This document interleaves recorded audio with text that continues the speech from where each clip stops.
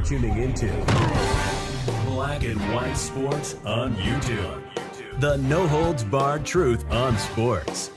The main event starts. All right, Black and White Sports supporters, let's talk about Diego Pavia.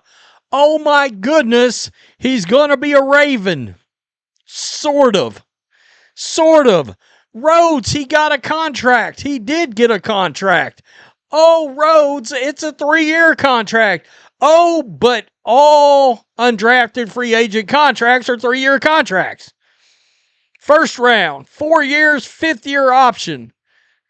After the first round, 4-year contracts. Undrafted, 3-year contracts. It doesn't mean he may not get cut at a second's notice. But he will be headed to minicamp, rookie minicamp, along with Joe Finano. And I got to be honest with you, if I had to bet money as to who's going to win that little battle, my money's on Joe. My money would be on that Connecticut quarterback, I can tell you right now. Pretty surprised he didn't get drafted. So Eric DeCosta made some comments. Quote, I think the young man is a talented player. I'm excited to see what he brings this weekend. There will be a competition. We feel really good about Lamar Jackson. We feel really good about Snoop Huntley. After that, it's basically a contest to see who the best man is. We'll assess that and move forward. Okay. Well, we got options, Diego. You got some options, man. Winnipeg Blue Bombers, in case you don't know, that would be the CFL, have been talking to Diego Pavia's representatives. That's right. 2 years ago, the Winnipeg Blue Bombers added then college quarterback Diego Pavia to their negotiation list. As Pavia begins to negotiate the NFL as an undrafted free agent with the Ravens, the Blue Bombers remain willing to put their paperwork into action. Via John Hodge of 3downnation.com, the Blue Bombers have talked to Pavia's reps about potentially playing in Canada. Quote, conversations have picked up a little bit. Just educating them about the CFL. Winnipeg GM Kyle Walters told reporters on Wednesday, Pavia's representatives were fine and receptive, but like all guys with much lesser pedigrees than him, we all kind of get the same treatment prior to the NFL draft, which is politely, we're focused on the NFL and we'll see what shakes down. And then you have this.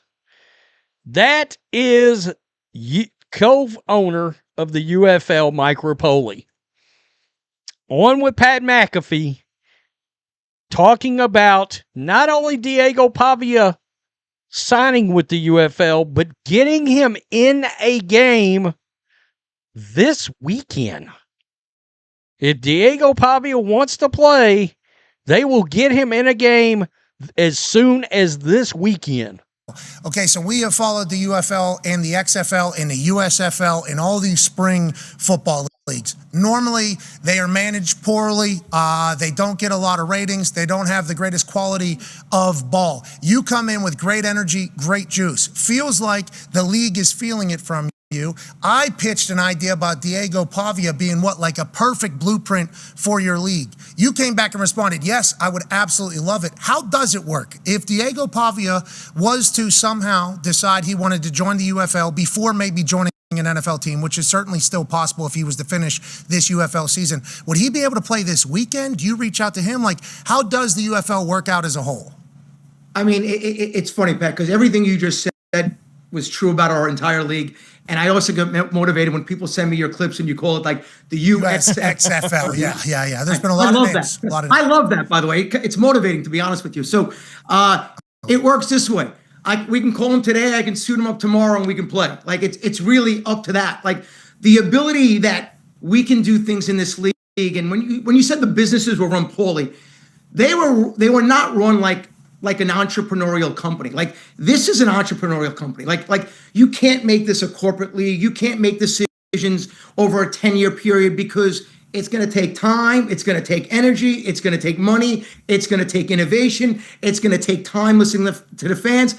The WNBA is finally working. MLS is finally working. Guys, it took them 20 years. I got news for you. I don't have 20 years for this. And we're going to try to do something way different than every other league and make it affordable and fun. Listen to you, listen to AJ, and listen to the guys on social media. Okay, so I saw Tessitore calling one of Okay. I think Joe Clapp may have said something the other day about Pavia playing in this league as well. And I said he's perfect for the league. You know, people might not want to hear it, but Shedur's perfect for the UFL. With his name, I was thinking about this.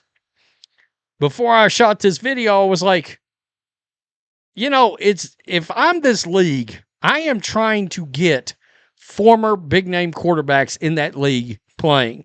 Guys that were real stars and have some social media swag at the same time into that league. You know, I'm calling Tim Tebow and see if he wants to play a year or 2 or 3 at quarterback. I kid you not. I'm calling him and saying, hey, do you want to give it a shot? Because if Tim Tebow's playing, people are going to tune in. We know that. We know that.